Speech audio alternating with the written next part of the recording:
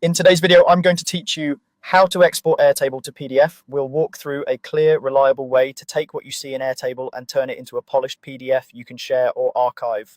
Start by opening your web browser on your computer and heading to airtable.com. Once the site loads, navigate to the base that contains the information you want and open the specific table you plan to export.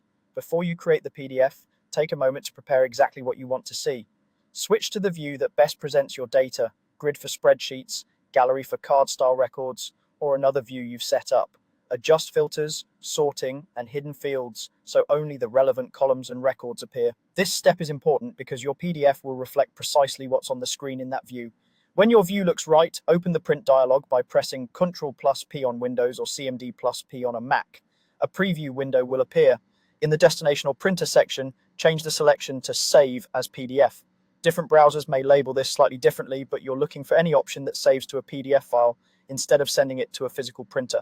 Now fine-tune the settings so the PDF looks clean. Choose orientation. Landscape usually works better for wide tables with many columns, while portrait suits longer, narrower layouts. Adjust layout and scaling so everything fits without cutting off important columns.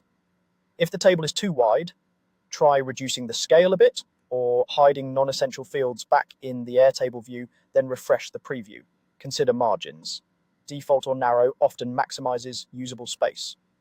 Under More Settings, you can toggle background graphics to keep colors and shading that help readability. If you don't want the browser to add the date, page numbers, or URL, turn off headers and footers. Also check the page range to ensure you're exporting all the pages you need. Once the preview matches your expectations, click Save.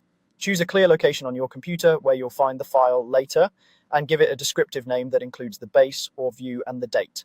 Confirm the save, then open the PDF to double-check that columns, colors, and page breaks look correct.